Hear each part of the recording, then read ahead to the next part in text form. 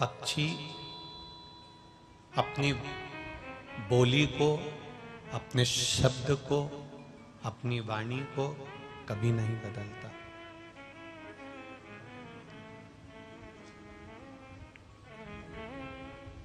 पक्षी अपनी वाणी को, अपने शब्द को कभी नहीं बदलता। बैतूल में जैसी कोयल बोलती है, वैसी की वैसी हमारे सीहोर में भी बोलती है। बोलो री जी सही है।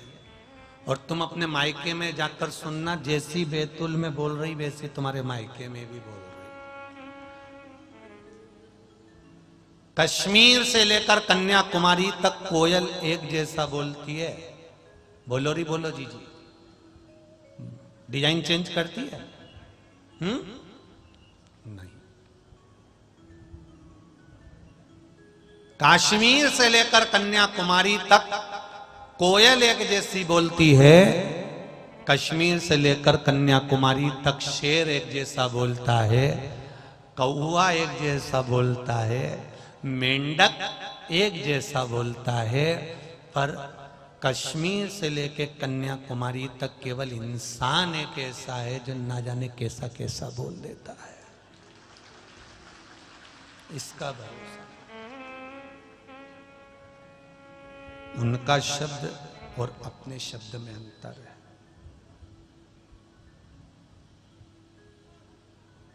हमें पक्षियों से भी सीखना चाहिए कि पक्षी अपना भाषा नहीं बदलते, पक्षी अपना धर्म नहीं बदलते।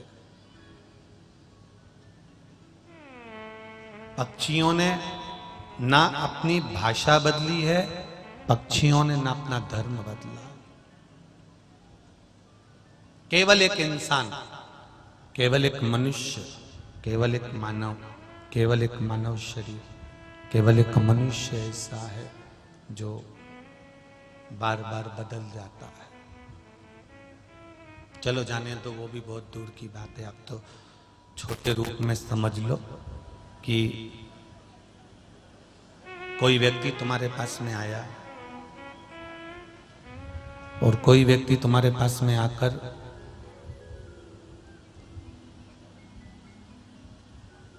तुमसे 50,000 रुपए उधार लेकर चला गया। समझना जरा भाषा, कितने हजार लेकर गया? जम के बोलो जरा। 50,000 रुपए तुमसे उधार लेकर गया। क्या किया उसने? बुआ जी 50,000 रुपए दे दो, बहुत तकलीफ में हो, बहुत तकलीफ। भैया 50,000 रुपए दे दो, मैं बहुत कष्ट में हूं। जी 50,000 रुपए दे दो, मैं बहुत तकलीफ में हूं। कितना उसने हाथ जोड़ा, पांव पड़ा, कितनी विनती करी, कितना निवेदन करा, गिड़गिड़ाया, रोज तुम्हारे यहाँ आया, तब तुम्हें दया आई और तुमने उसको 50,000 रुपए दे दिए। ठीक है?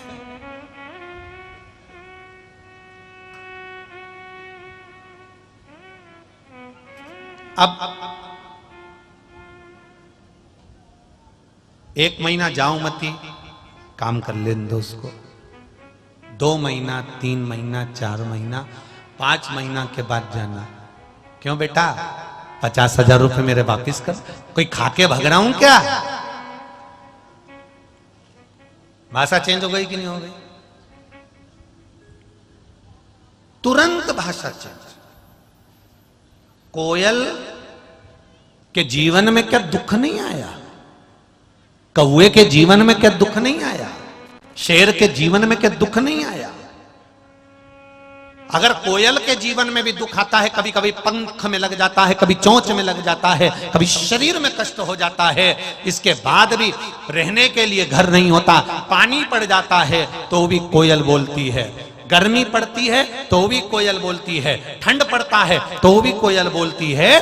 कितना भी कष्ट आ गया पर कोयल ने अपनी भाषा को चेंज नहीं करा, अपने शब्दों को चेंज नहीं करा, अपनी वाणी को चेंज नहीं करा। केवल एक मनुष्य ऐसा है, थोड़ी थोड़ी देर में ये अपनी वाणी को चेंज कर लेता है, बदल देता है, तुरंत शब्द को चेंज कर देता है। केवल एक मनुष्य काम पड़ा आपसे तो आपके आगे हाथ जोड़े हैं, भैया जी 5,000 दे दो, 50,000 दे दो, 25,000 दे दो, 50 है। और जब तुम्हें लेने का समय आया तब धाड़ कर बोला कोई खाके बग रहा हूं, दे दूंगा, सबका चुकाया, तुम्हारा भी दे दूंगा, आपस के संबंध खराब मत करो, चलो यहां से जाओ, जब आएगा देखा जाएगा। कितना जब आया था तो हाथ जोड़कर आया था। केवल कोयल ने दुख के समय पर भी अपनी वाणी को चेंज नहीं करा, शेर ने चेंज नहीं करा, कौवे ने चेंज नहीं करा। एक पक्षी अपनी वाणी को, अपने शब्द को, अपने धर्म को कभी नहीं बदलता। केवल बदलता है तो ये केवल एक ये बना है ना, या मानव का शरीर, ये बदल जाता है। इसने जरा सा दुख आया वाणी चेंज, जरा सा सुख आया वाणी चेंज। अभी भगवान से कह रहा था प्रभु कृपा कर दो, मैं बहुत परेशान हूं। भगवान ने इसकी नौकरी लगा दी, सर्विस लगा दी। अब सर्विस लगने के बाद ये तो दूसरे को नहीं गिने, वाणी चेंज, शब्द चेंज।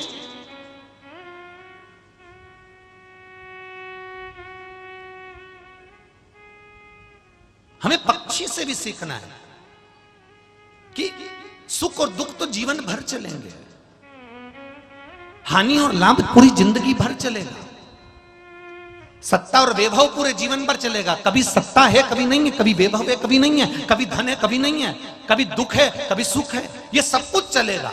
पर पक्षी से सीखो, कोयल से सीखो कि कोयल अपनी वाणी को कभी चेंज नहीं करती।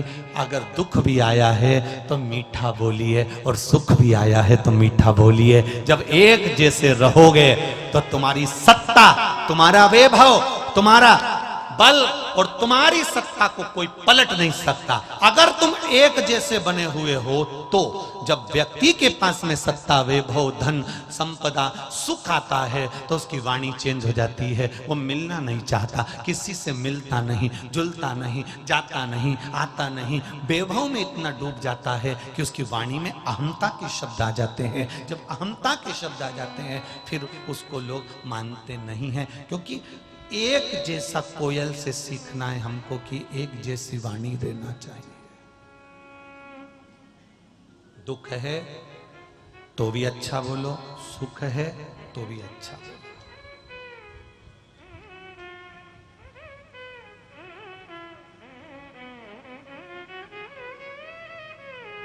एक एजेंसी थी, दूसरी एजेंसी ले ली। एक गाड़ी थी, दूसरी गाड़ी ले ली। एक बंगला था, दूसरा बंगला ले लिया। हम आय बढ़ाने के साधन तो ढूंढ रहे हैं, पर जितने बैठे हो सब कमाने के साधन तो ढूंढ रहे हो, आय बढ़ाने के साधन तो हम ढूंढ रहे हैं। पर हम में से कोई ऐसा है जो आय के साथ में ये विचार करे कि मेरी आयु भी बढ़े? क्योंकि आय बढ़ जाएगी, धन बढ़ जाएगा और उम्र कम होती चली जाएगी। तो ईमानदारी से बताओ, वो डनलप के गद्दे पे कौन सोएगा? एसी के रूम में कौन सोएगा? 25 लाख की गाड़ी में कौन घूमेगा? जब आय बढ़े तो आयु बढ़ाने का प्रयास करना कि आय तो मेरी बढ़ गई, मेरे 4 पेट्रोल पंप हो गए, गाड़ी हो गई, बंगला हो गया, जमीन हो गई, जायदाद हो गई, सत्ता हो गई, वैभव हो गया, मेरे पास में इतना वैभव हो गया, इतनी सत्ता हो गई, इतनी गाड़ी हो गई, पर अब मेरी आयु कैसे बढ़े? तो याद रखना, आय बढ़ाने के साथ में आयु बढ़ाने का विचार करना। और आयु केवल एक चीज से बढ़ सकती है, वो है गरीब से गरीब, साधारण सा साधारण व्यक्ति के जीवन में काम आना सीख जाओ, आपकी आयु बढ़ना प्रारंभ हो जाए। आप साधारण से साधारण व्यक्ति के दुख में शामिल होना सीख जाओ, आपकी आयु बढ़ जाएगी।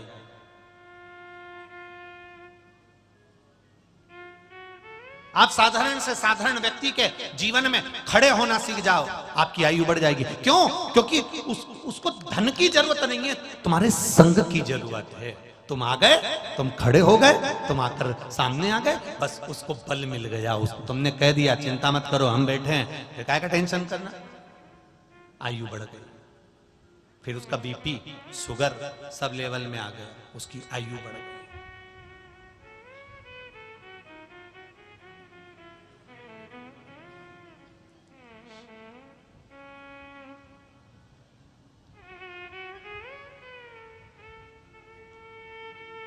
कई लोग चिल्ला चिल्ला कर कहते हैं हमने गरीबों को भोजन दिया, या हमने गरीबों की बेटी की शादी कराई, या हमने गरीबों के लिए ये करा। शिव महापुराण की कथा कहती है पहले तो गरीब की परिभाषा बताओ कि गरीब कैसा होता है। बहुत ध्यान से सुनना रे बैतूल वालों, मां ताप्ती की ये पावन शिव महापुराण की कथा चल रही है। मेरे भोलेनाथ ने, मेरे परमात्मा ने, मेरे शंभू ने संसार में जब जन्म दिया तो किसी को गरीब बनाकर पैदा नहीं करा था, उसने तो केवल अपना बनाकर पैदा करा था। ये तो हमारे कर्म की गति है जिसके कारण थोड़ा धन है थोड़ा नहीं है, पर बनाया तो उसने ही था, उसका दिया हुआ। आप इतनी माताएं बैठी हैं, इतने सारे भाई लोग बैठे हैं, जिस कमरे में तुम सोते हो उस कमरे में गेहूं की टंकी, चावल की टंकी, टूटा हुआ कूलर, बेकार वाली वॉशिंग मशीन, सड़ा हुआ मिक्सर, टूटा हुआ पलंग, फटे हुए कपड़े, फूटे हुए बर्तन, बेकार वाली झाड़ू, टूटा हुआ मटका, अटाला का सारा सामान। आप में से कितने लोग हैं जो अपने सोने वाले कमरे में रखते हैं? कोई रखता है? अरे जम के तो बोलो। नहीं, आप अपने कमरे में हमेशा अच्छी चीज रखेंगे। गुलदस्ता, फूल, फोटो, आपका फोटो, अपना फोटो, पति का फोटो, संसार का जो कुछ भी रखोगे, अच्छी क्रीम से क्रीम चीज, अच्छे से अच्छी चीज आप अपने कमरे में रखते हो। कोई अटाला अपने कमरे में नहीं रखता। जब आप अपने कमरे में अटाला नहीं रखते तो भगवान अपनी पृथ्वी पर अटाले को क्यों रखेगा? वो भी नहीं भेजता अटाला। जित्तों का जन्म देता है मेरा परमात्मा, कोई अटाला नहीं है, कोई गरीब नहीं है। जो छाती ठोक ठोक कर कहते हैं कि हम गरीबों की 50 बेटी की शादी कराएंगे, 40 बेटी की शादी कराएंगे, 70 बेटी की शादी कराएंगे, उनको कहने से पहले सोचना चाहिए कि गरीब कौन है, गरीब की परिभाषा क्या है।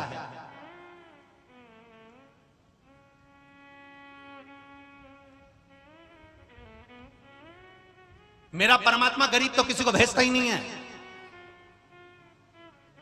5-5 लाख की एक एक किडनी देकर भेज दिया, बेचिया 10 लाख इकट्ठे हो जाएंगे। जा अभी बन गया अमीर, एक एक आंख बेचिया 2-2 लाख की, 4 लाख इकट्ठे, 14 और बचा है शरीर में बहुत कुछ। कितना दिया उसने? करोड़ों की पूंजी देकर भेजा है।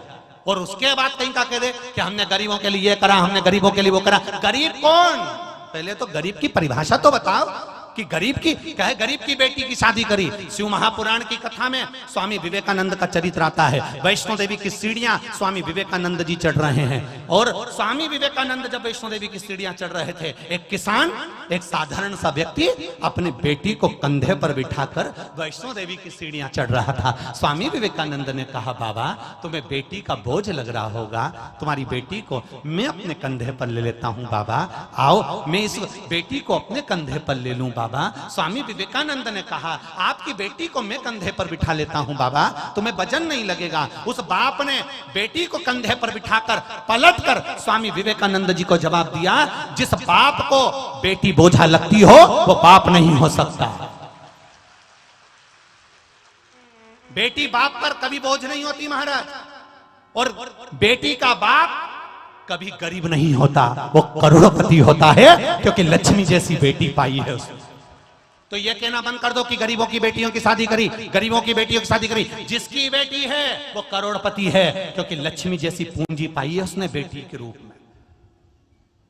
बेटी के रूप में ताप्ती जैसी बेटी पाई, नर्मदा जैसी बेटी पाई, गंगा जैसी बेटी पाई है उसने।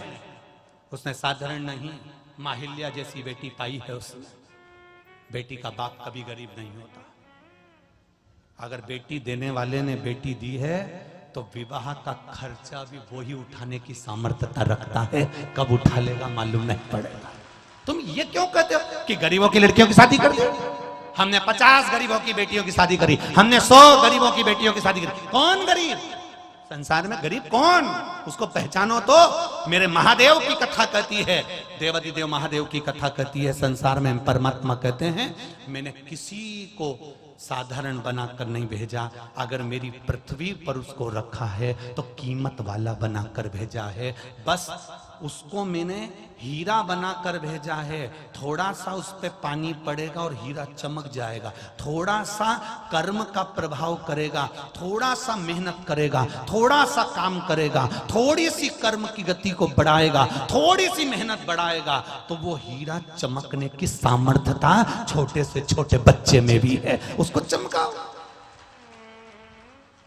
भगवान ने सबको हीरा बनाकर भेजा, तुमको चमकना है तो थोड़ी मेहनत करना पड़ेगी, कर्म करना पड़ेगा। तुम सोचो कि केवल महादेव बाबा पर मैंने जल चढ़ा दिया और काम नहीं करूं, मैं तो घर में पड़ा रहूं, तो नहीं।